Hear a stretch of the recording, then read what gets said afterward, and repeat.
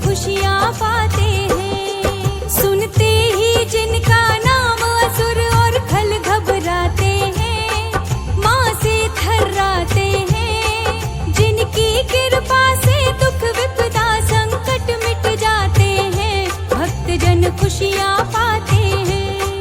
हे जग कल्याणी माँ, जय दुर्गा भवानी माँ। हे जग कल्याणी माँ, जय दुर्गा भवानी माँ।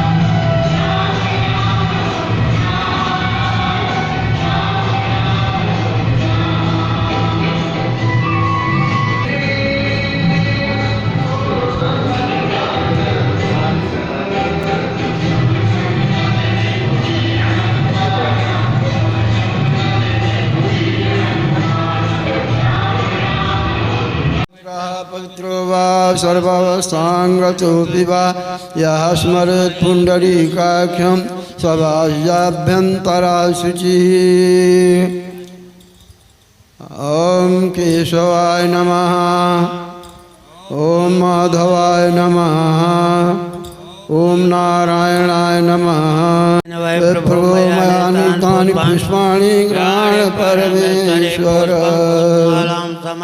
तमाग्रयं सर्वदेवानां धूपोऽयं प्रकीर्तनात्। ब्राह्मणो मुखमासितबाहुराजन्यकृताउरु तदस्य यद्वैश्य पदभ्यां गुंसूत्रो वजायत। धूपान्ते दीपम, वही दीपक लेके वायुष्य प्राणस्य मुखादग्निरजायत। दीपं दर्शयामि कल्पयन्ना शुद्धाग्निं प्रत्याग्निं पुनाग्निं जलं समर्पयामि। ओम गुरुर्ब्रह्मा गुरु विष्णु गुरुदेवो महेश्वरा गुरुर्साक्षात् परब्रह्म तस्मै श्री गुरवे नमः। नारायणम। आज के इस पावन शारदीय नवरात्र में माँ के इस दिव्य प्रांगण में हम सभी माँ के चरणों के सानिध्य में आज द्वितीय दिन अर्थात सत्र का द्वितीय सत्र। कल प्रथम, आज द्वितीय। और कितने भाग्यशाली हैं आप लोग कि नवभाग्य बड़े नसीब वालों को नसीब होता है। और इसके पहले कि मैं इस कथा को प्रारंभ करूं, मेरी आवाज़ जहां तक जा रही, थोड़ा सा प्यार, थोड़ी सी उनकी देखभाल, थोड़ा सा उनको एहसास कि मैं आपके साथ हूं, तो माँ बाप अपना सब कुछ लुटाने को, सर्वस्व न्यौछावर करने को अपने बच्चों पर हमेशा तैयार। जब इस पृथ्वी के माँ बाप इतने तैयार हैं, तो जरा सोचिए वो ब्रह्मांड की जननी है, वो कितना तैयार हो जाएगी आपके लिए। ऐसे तो हमेशा तैयार है।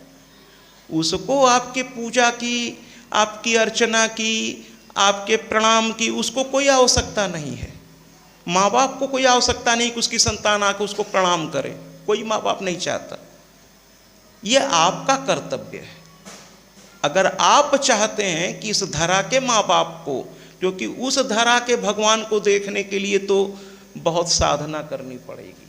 चूँकि मैं शिक्षक रहा हूँ, 32 साल मैंने इंटर के लेक्चरर के रूप में इन बड़े बच्चों के बीच ही गुजारा है, इसलिए बच्चों को मैं बड़ा संबोधित करता रहता हूँ। मैं बच्चों के पीछे पड़ जाता हूँ हाथ धो के थोड़ा, कि भैया उस धरा, उस ब्रह्मांड के माँ बाप को या उस भगवान को पता नहीं आपको दर्शन हो पाएंगे कि नहीं हो पाएंगे, लेकिन इस धरा पे जीवंत जो भगवान है पहले उनको तो देख लो जी भर के, और वो हैं आपके अपने माँ बाप।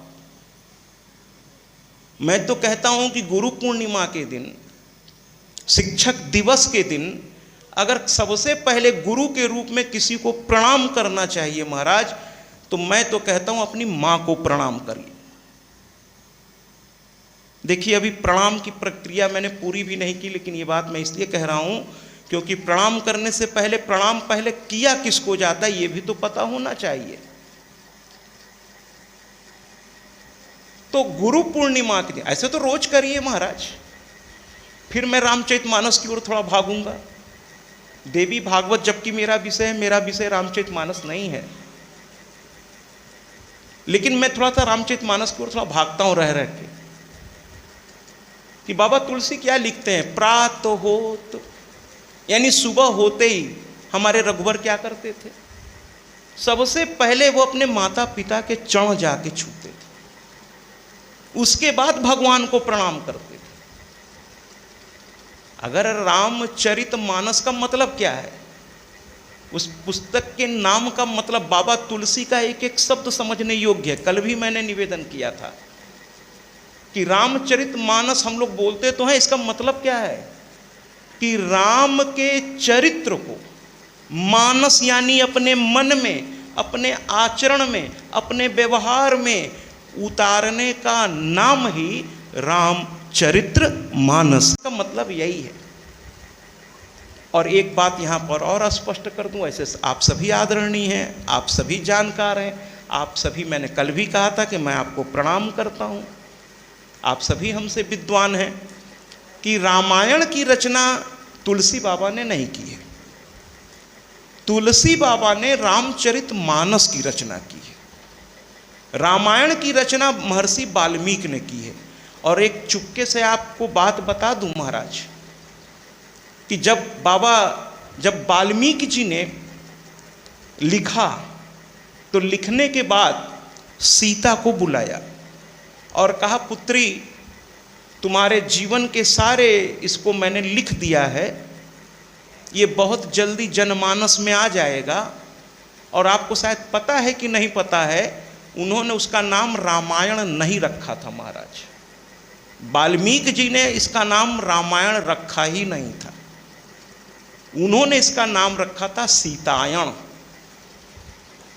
क्योंकि सीता जब गर्भवती अवस्था में थी, राम द्वारा मजबूरी में त्याग, क्या वो त्याग शब्द में क्या कहूँ, ये राम की अपनी कुछ राजनैतिक मजबूरियां थीं कि फिर से सीता और राम के बीच वियोग हुआ। तो वाल्मीकि उस पूरे रामचरितमानस के एक कैरेक्टर वो भी हैं, क्योंकि लवकुश का जन्म, लवकुश का लालन पोषण, लवकुश की शिक्षा महर्षि वाल्मीकि के आश्रम में हुई है। तो उन्होंने सीता को ही महत्व दे दिया और कह दिया सीतायणम। और हम लोग की बात पता नहीं है, हम अपनी माँ की कितनी प्रशंसा करें, इसीलिए तो मैं माँ का भक्त हूँ। हमारी माँ चाहे वो जिस रूप में हो, सीता रूप में हो, राधा रूप में हो, दुर्गा रूप में हो, काली रूप में हो, है ना, माँ शीतला रूप में हो, इसके नाना रूप है महाराज। तो जब मेरी माँ पहुँची तो वाल्मीकि ने कहा, देखो लिख दिया है मैंने, और इसका नाम क्या रखा है आपने? सीता ने पूछा। तो कहे सीतायण। तो चौंक गई हमारी माँ, क्या ये क्या कर दिया गुरुवर आपने? पैर पकड़ लिया महर्षि वाल्मीकि के, कहने ना ना ना ऐसा मत करिए। तो कहने लगे, क्यों पुत्री, तेरे त्याग से तो ये कथा भरी पड़ी है, इसीलिए हम भारतीय लोग, बल्कि हम तो कहते हैं पूरा विश्व, स्त्री का सम्मान करना सीखे। और बड़े गर्व से कहता हूँ, मुझे कहने में कोई संकोच नहीं है, मैं तो व्यासपीठ पे बैठा हूँ। मैंने कल भी कहा था, कबीरा खड़ा बाजार में मांगे सबकी खैर, ना काहू से दोस्ती ना काहू से बैर। मुझे किसी से क्या लेना देना, जो सत्य है, जो प्रमाणिक है, वही बोलूँगा। तो मुझे बड़े संकोच के साथ कहने में ये मजबूर होना पड़ता है कि जो लोग स्त्री को केवल भोग्या समझते हैं, उनको ये समझना होगा कि स्त्री का महत्व क्या है। स्त्री एक पुरुष को जन्म दे सकती है महाराज, लेकिन एक पुरुष कभी किसी एक स्त्री को जन्म नहीं दे सकता। इसलिए आप भी हैं, तो मैं कहना चाहता हूं कि जब राम का जन्म होना था तो बाबा तुलसी क्या लिखते हैं, जरा ध्यान से सुनिएगा। अभी राम का जन्म नहीं हुआ है तो बाबा तुलसी का कलम किस तरफ चलता है, जरा बाबा के एक एक शब्द का आनंद लीजिए। कहते हैं विप्र धेनु सुर संत हित लिन्ह मनुज अवतार। यहां बाबा तुलसी ये लिख रहे हैं कि भैया भगवान अवतार किसके किसके हित में ले रहे हैं, तो कहते हैं विप्र। विप्र का मतलब महाराज ब्राह्मण नहीं होता, क्षमा चाहूंगा ब्राह्मणों से। विप्र का मतलब ब्राह्मण नहीं होता महाराज। ब्राह्मण का मतलब ही ब्राह्मण होता है, ब्रह्म के मुख से अवतरित ब्राह्मण। लेकिन विप्र का मतलब होता है विद्वान। विप्र किसी भी जाति धर्म के व्यक्ति को अगर वो विद्वान है तो आप उसे विप्र पुकार सकते हैं। ये मैं नहीं कह रहा हूं, शास्त्र कह रहा है। तो कहते हैं जितने भी संत हैं, जितने भी विद्वान हैं, जो धर्म के प्रहरी हैं, उनकी रक्षा के लिए भगवान का अवतार होने जा रहा है। विप्र, धेनु माने गाय, सुर माने देव, और संत संत समाज, ऋषि समाज, इनके हित के लिए भगवान मनुष्य अवतार में आ रहे हैं। और ये इसलिए लिखने पर मजबूर होना पड़ा क्योंकि मनुष्य की योनि में नाना प्रकार के कष्ट भी सहने पड़ते हैं। तो भगवान भी शेष नाग की अपनी सैया को छोड़कर, लक्ष्मी को छोड़कर अगर वो आ रहे हैं तो चार लोगों के हित के लिए आ रहे हैं। विप्र, धेनु, सुर, संत, हित, लिन्न, मनुज अवतार। लेकिन जब भगवान का जन्म हो रहा होता है तब बाबा तुलसी क्या लिखते हैं, उस दिन क्यों नहीं लिख दिया कि भय प्रगट कृपाला विप्र धेनु सुर संत हित, नहीं लिखा। बाबा तुलसी भी नहीं लिखे। वो कहते क्या हैं कि भय प्रगट कृपाला दीन दयाला। मतलब इतना विद्वान व्यक्ति भी मां की ओर हाथ जोड़ रहा है। कहते हैं भय प्रगट कृपाला दीन दयाला कौशल्या हितकारी। यहां क्यों नहीं कहा विप्रधेनु सुर संत हित? कहना चाहिए था ना बाबा को। अपनी बात से पलट रहे हैं बाबा। अभी तो कह रहे थे ना विप्रधेनु सुर संत हित लिन्न मनुज अवतार, और जैसे ही भगवान अवतार लिए बाबा ने अपनी बात से पलटी मार दी। कहने लगे ना ना ना, भय प्रगट कृपाला दीन दयाला कौशल्या हितकारी। यानी अपने मां के हित को साधने के लिए भगवान उनके कोख से प्रकट हो रहे हैं, क्योंकि इन्होंने तपस्या करके भगवान से कहा था कि मुझे आप जैसी संतान चाहिए, मुझे आप जैसी। तो भगवान ने कहा एको अहम द्वितीयो नास्ति, भैया मैं तो एक ही हूं, दूसरा मेरे जैसा कोई है ही नहीं। यही देवी भागवत का जो श्लोक, जो देवी भागवत का प्राकट्य है, अर्ध श्लोक की है देवी भागवत और चतुर श्लोक की है भागवत। मैंने कल कहा था कि देवी भागवत का प्राकट्य इस आधे श्लोक से कि सर्व खलविद मेवाहम नान्य दस्ती सनातन, इसका भी अर्थ वही है, एको अहम द्वितीयो नास्ति, मेरे अलावा कुछ भी सत्य नहीं है। तो भगवान से जब माँ ने मांगा था पिछले जन्म में वरदान, तो भगवान ने कहा देखो मेरे जैसा कोई दूसरा तो है नहीं, मैं ही तुम्हारे कोख से आऊंगा। और आते ही मैया के सामने हाथ जोड़ के खड़े हो गए। मैया ने देखा चतुर्भुज रूप में माँ के महत्व को बताने का प्रयास कर रहा हूं कि माँ हमारी कितनी महत्वपूर्ण है इस धरा की, और उस धरा की यानी उस ब्रह्मांड की, उनकी तो बात ही अलग है। तो कहते हैं कि भगवान भी हाथ जोड़ करके खड़े हो गए, और माँ ने थोड़ा सा गुस्से में कहा कि ये चतुर्भुज रूप के लिए थोड़े ना तुमसे वरदान मांगे थे, ये रखो अपने संतों के लिए। माँ अलग होती है ना, उसका बेटा चाहे कितना बड़े से बड़े पद पर चल जाए, उसके लिए तो उसका प्यारा कलुआ ही है। जिस नाम से माँ बचपन में पुकारती थी उसी नाम से वो पुकारती है, हमेशा पुकारती रहेगी, और इस अधिकार को कोई उससे छीन नहीं सकता महाराज। ये उसका हक है। बचपन में अगर कान उमेठी है तो बड़े होने पर भी वो जरूरत पड़ने पे कान उमेट सकती है, ये बात हमेशा याद रखिएगा। अरे अभागे हैं वो लोग जिनको माँ बाप के डांट नसीब नहीं है। माँ बाप की डांट आपकी प्रतिष्ठा का पहरेदार है। आपके घर के बड़े बूढ़ों की डांट, जिस घर में बड़े बूढ़ों को बोलने से रोक दिया जाता है, उस घर के सर्वनाश को तो भगवान भी नहीं रोक सकता महाराज, भगवान भी नहीं रोक सकता। बड़े बूढ़ों को बोलने दीजिए, उनको अधिकार दीजिए आपके काम में थोड़ा रोक टोक करने का। उनको घर पर सबसे आगे का स्थान दीजिए। चौका में खाना बने तो पहला थाली अगर भगवान को और गौग्रास, तो उसकी अगली थाली आपके घर के बड़े बूढ़ों को, उसके बाद ही किसी को खाने का मौका मिलना चाहिए। आप इनको प्रतिष्ठा दीजिए। अगर आपने इनको प्रतिष्ठा दिया तो ये आपके प्रतिष्ठा के पहरेदार बन करके खड़े हो जाएंगे। फिर आपकी प्रतिष्ठा को कोई आंख उठा करके भी नहीं देख सकता। मेरी बात को कृपया निवेदन है आपके उस पर कि आप इसको ध्यान दें।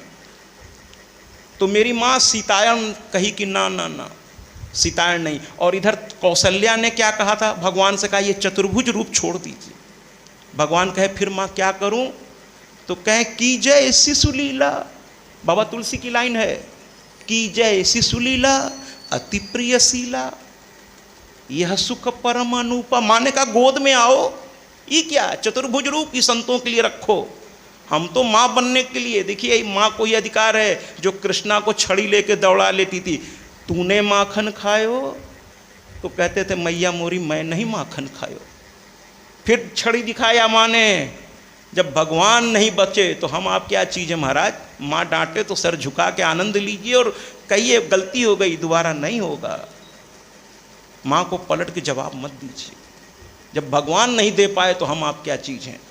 कहे तूने माखन खायो, तो पहले तो कृष्णा ने कहा मैं मैया मोरी मैं नहीं माखन खायो, लेकिन दोबारा छड़ी दिखाई तो बाबा सूरदास के थोड़ा रचना का आनंद लीजिए। कहते हैं मैया मोरी मैं नहीं माखन खायो, और जैसे ही दोबारा छड़ी दिखाई कहते हैं मैया मोरी मैंने ही माखन खायो। उसी तरह यहाँ भी यही बात है कि जय शिशुलीला अति प्रियशीला, यह सुख परम अनूपा, सुनी बचन सुजाना।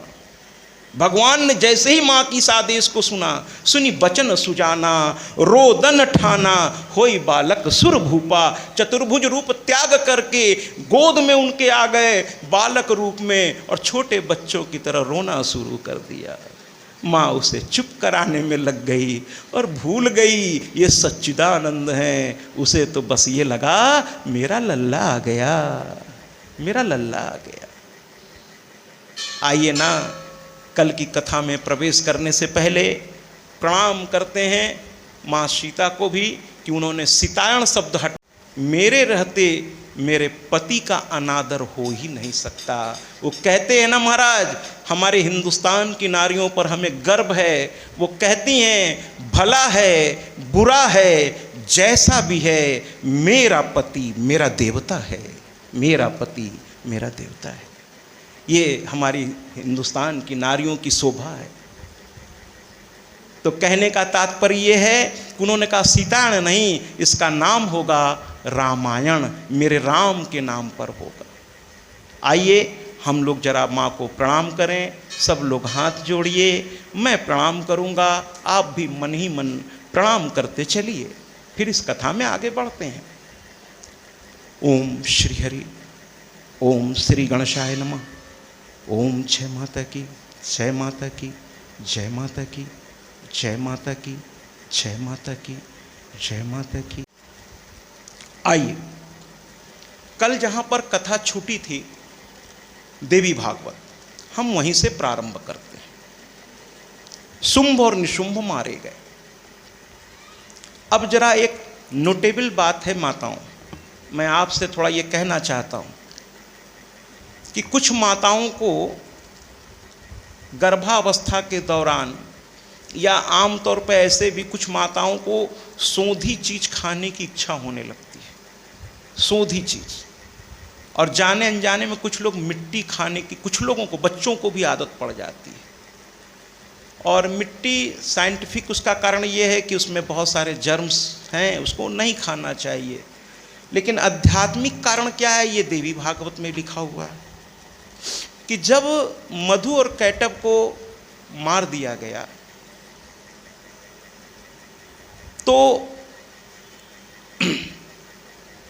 उनकी चर्बी, चूंकि वो बहुत विशाल थे, तो उनकी चर्बी गल गल के भगवान विष्णु के जांघ से होती हुई पूरी पृथ्वी पर फैलने लगी। इसीलिए पृथ्वी का एक और नाम पड़ा महाराज। पृथ्वी के अनेक नाम हैं, हर नाम के पीछे एक कारण है। पृथ्वी का मतलब है जो अपने आप में समस्त चीजों को समाहित किए हुए है। इसको धरा भी कहते हैं, जो अपने आप में सब कुछ धारण करने की क्षमता रखती है। लेकिन जिस दिन यहां पर मधु और कैटभ की चर्बी फैल गई महाराज, उस दिन से मां पृथ्वी का एक नाम और पड़ा, इसे मेदनी भी कहते हैं। मेद माने चर्बी। ये चर्बी से युक्त हो गई, यानी मधु कैटभ की चर्बी से युक्त हो गई ये मां पृथ्वी। इसीलिए मिट्टी जो है ये भक्ष नहीं है, ये अभक्ष है। मिट्टी भक्ष नहीं है। इसलिए माताओं या जो लोग भी मिट्टी खाते हैं, मैं आपसे विनम्र निवेदन करना चाहता हूं कि मिट्टी अभक्ष है, इसे मुंह में ग्रहण नहीं करना चाहिए। साइंटिफिक कारण तो इसके है ही हैं, जर्म्स इत्यादि। तो अगर मिट्टी खाने की आदत हो तो याद रखिएगा, अगर आदत नहीं छूट रही हो लाख प्रयास के बावजूद, तो जब अब की बार खाइएगा तो याद रखिएगा कि ये मधु कैटभ की चर्बी भी है, तो शायद छूट जाए। ये ध्यान रखिएगा। कुल मिलाकर के मधु कैटभ मारे गए। ब्रह्मा और विष्णु तो वहीं पे थे। ब्रह्मा ने कहा धन्य हो प्रभु, बचा लिया आखिर में। विष्णु भगवान हंसने लगे, कहें समस्या मेरे द्वारा ही पैदा हुई थी तो मैंने ही हल कर दिया, कौन सा तुम पे एहसान किया। देखिए मित्र आपस में ऐसे बात करते हैं, कहने लगे चलो मैंने ही शुरू किया था, मैंने भाई मेरे ही कान के मैल से ये दोनों आए थे, मेरे ही आलस्य या प्रमाद की वजह से ये दोनों पैदा हुए थे, इसलिए मैंने ही इन्हें मार डाला, हिसाब बराबर हो गया।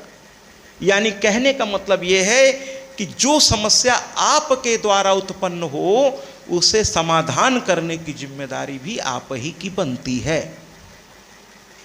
अभी ये दोनों ये चर्चा कर ही रहे थे कि हमारे देवों के देव महादेव भी आ गए। वो कहाँ चुकने वाले थे भाई। तीन बड़े लोग जब बात करते हैं, दो बड़े लोग, तो तीसरा अपने आप खींचा चला आता है। तो ये भी आ गए। अब तीनों देव आकर के खड़े, ब्रह्मा विष्णु महेश, तीनों देव खड़े हो गए आकर के। और खड़े होकर के चर्चा होने लगी कि मां आदेश देकर गई है कि पृथ्वी की फिर से रचना हो जाएगी, अब आप सृष्टि की रचना करिए। अब ब्रह्मा कहने लगे कि न तो पंचतन मात्राएं हैं, मैं रचना शुरू कैसे करूं। क्षितिजल पावक गगन समीरा, बिना इसके रचना शुरू हो तो कैसे हो। यहां तो जल ही जल था। अब चलो विष्णु भगवान ने अपनी जंघा तो फैला ली, लेकिन मधु कैटभ के मरते उन्होंने जंघा वापस कर लिया, फिर जल दिखने लगा। अब क्या हो। समस्या बड़ी विचित्र थी। और मां का आदेश था सृष्टि प्रारंभ करो। अब ये तीनों इतने व्यथित हो गए चिंता करते करते कि इन्होंने मां को याद करना ही ठीक समझा। देवी भागवत बड़ी आनंददायक है महाराज। राम कथा आपने बहुत बार सुनी होगी, है ना। भागवत तो न जाने कितनी बार सुन ली होगी, है ना। शिव पुराण भी सुन लिया होगा, लेकिन देवी भागवत बड़े सौभाग्य से मिलता है। कहते हैं ना, सारे तीर्थ बार बार, गंगा सागर एक बार, इसी तरह सारे पुराण बार बार, मेरा देवी भागवत एक बार। कोरोना काल के बाद मैं जहाँ जहाँ गया हूँ, करीब 1450 घंटे की कथा यूट्यूब पर आपको मिल जाएगी, आधे आधे घंटे के एपिसोड के रूप में। और यहाँ की कथा भी लाइव हो रही है महाराज। आप लोग यूट्यूब पे देखिए, कल की कथा उपलब्ध हो चुकी है। अब आज से लगातार आपको कथाएं मिलेंगी। यहाँ की भी कथा केवल यहाँ नहीं हो रही, पूरा विश्व देख रहा है, लाइव जा रही है। तो आप देखिए, सारे सोशल मीडिया पे देखिए, यूट्यूब पे देखिए, फेसबुक पर देखिए, इंस्टाग्राम पर देखिए, और कितने नाम गिनाऊं, सोशल मीडिया पे सब तरफ लाइव हैं आप। तो जा करके देखिएगा। और जहाँ भी खोजना हो सत्या जी महाराज करके खोज लीजिए। तो वापस कथा में आते हैं। यहाँ पर क्या है कि तीनों देव खड़े हैं। अब उनके पल्ले पड़ नहीं रहा है कि पंच तन मात्राएं है नहीं, बड़ी चर्चा हो रही है और अंत में उन्होंने माँ को स्मरण किया, कहा ना ना ना समस्या हल नहीं हो रही है। ब्रह्मा जी को कुछ याद ही नहीं आ रहा, कहने लगे हे माँ, हे जगजननी, मुझे स्मरण नहीं आ रहा। माँ को उन्होंने आवाहन किया महाराज, और माँ को आवाहन जरा हम लोग भी करते हैं, मांग सिंदूर विराज। मेरी माँ लगती कैसी है? आप लोग रोज आरती करती होंगी, आप सभी करते होंगे। आरती की लाइनों को ध्यान से देखिए ना, उसमें पूरा माँ का वर्णन है। आज ब्रह्मा विष्णु महेश भी माँ के उसी स्वरूप को याद कर रहे हैं। ब्रह्मा विष्णु महेश उसी स्वरूप को याद कर रहे हैं। और किस स्वरूप को याद कर रहे हैं? आइए इस गीत से माँ के उस स्वरूप को देखें। और आरती में आप लोग रोज ये लाइनें गाती हैं। जब भी माँ की आरती आप करती हैं तो माँ के स्वरूप का वर्णन करती हैं आप, कि माँ मेरी दिखती कैसी है। बड़ी प्यारी। कल हम लोगों ने एक गीत सुना था ना, कि नाम है तेरा तारनहारा। कहते हैं ना, जिसकी प्रतिमा इतनी सुंदर वो खुद कितना सुंदर होगा। तो उसी प्रकार मेरी माँ, क्या उसका दिव्य स्वरूप है महाराज। इतना दिव्य स्वरूप है। प्रथम दिवस इतना दिव्य स्वरूप है माँ का कि देखते मतलब जी नहीं भरता। अभी कल हम लोग माँ का यहाँ प्राकट उत्सव मनाएंगे, बहुत धूमधाम से मनाएंगे कथा के माध्यम से। कल मैं आयोजकों से निवेदन करूंगा कि थोड़ा इस मंच को और सजाइए, कल माँ का प्राकट्य होगा यहाँ पर। तो माँ का प्राकट्योत्सव पिछले बार भी जब हमने यहाँ कथा की थी, उस समय युवा लड़के भी रहते थे, बहुत सारे गुब्बारों से, बहुत सारे अच्छे थे। बल्कि उस दिन वो लोग, मैं यहाँ की ही कथा की बात कर रहा हूँ, 2021 में भी मैं यहाँ आ चुका हूँ। तो उस दिन वो लोग एक मूर्ति भी ले आए थे। उस समय युवा लड़के जुड़े हुए थे, तो मूर्ति भी ले आए बड़े शौक से। और माँ का प्राकट्योत्सव उस बार भी बहुत धूमधाम से इसी प्रांगण में हम लोगों ने मनाया था। और कल फिर ये सौभाग्य हमें मिलने जा रहा है। तो मेरी माँ लगती कैसी है? ब्रह्मा विष्णु महेश ने आंख बंद किया और हम लोग भी पूरे भाव के साथ माँ को जरा निहारें तो इन शब्दों से, जो अब हम गीत के रूप में देखने जा रहे हैं। बजाइए। मांग सिंदूर विराजत, टीको भृग मद को,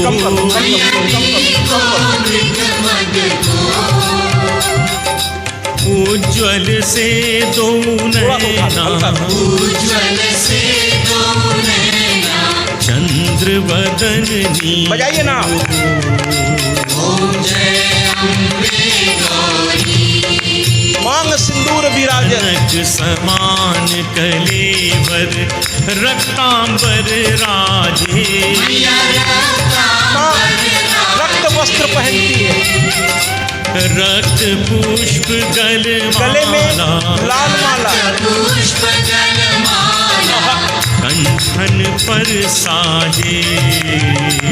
ओम जय अम्बे गौरी। बजाइए। हे हरि वाहन किस पर बैठती है? सिंह पर। खड्ग खपर हाथ में नाना प्रकार के अस्त्र और शस्त्र, के दुख हारी। ओम जय अम्बे गौरी। कानन कानों में कुंडल कुंडल, शोभित, नासाग्रे मोती। मैया नासा या तो एकदम तेज कर दोगे या एकदम बीच में रखो यार। प्यारी है मेरी माँ प्रकट हुई। ब्रह्मा विष्णु महेश ने हाथ जोड़ा, साष्टांग प्रणाम करने लगे तीनों। कहने लगे अरे माँ, आप कितनी करुणामयी हैं, केवल थोड़ा सा नाम लेने मात्र से आप आ जाती हैं। माँ ने कहा मैं तो अपने बच्चों के पुकार की, देखिए इस धरा की भी माँ चाहे कितनी भी व्यस्त हो, उसे अपने बच्चे की आने की आहट सुनाई दे जाती है महाराज। इसीलिए मैं माँ को हमेशा प्रणाम करता हूँ। कितनी भी व्यस्त हो इस धरा की भी माँ, तो उस जो ब्रह्मांड की जननी है उसको अपने बच्चों की आवाज़ नहीं सुनाई देगी। सुनाई तब नहीं देती है महाराज उसको सुन लीजिए, वो थोड़ा इस माँ की तरह कोमल तो बहुत है, लेकिन वो सख्त भी बहुत है। अगर मेरी उस माँ का प्यार पाना है तो थोड़ा समझ लीजिए, जो माँ सिर्फ एक इशारे से खाली उसकी भौहें ऊपर हो जाए तो शत्रु जल के राख हो जाए, लेकिन उसने कभी ऐसा नहीं किया। वो संदेश देती है कि बिना कर्म के फल की इच्छा मत करो। माँ ने भी शस्त्र से, अस्त्र से, नाना प्रकार से शत्रुओं का सामना किया, उन्हें बराबर का मौका दिया युद्ध करने का, और तब उनका संहार किया। अरे वो चाहती तो बैठे बैठे, वो तो शक्ति की पुंज है महाराज, उसके एक इशारे मात्र से ये शुंभ निशुंभ, ये महिषासुर जल के राख हो जाते महाराज। लेकिन उसने इतने हाथों में शस्त्र अस्त्र लेकर क्यों बैठी है? वो कहना चाहती है कि मेरे पास शक्ति का इतना बड़ा पुंज होने के बावजूद हम आदि शक्ति माता दुर्गा की कथा सुनाते हैं, हम कथा सुनाते हैं, जिनकी कृपा से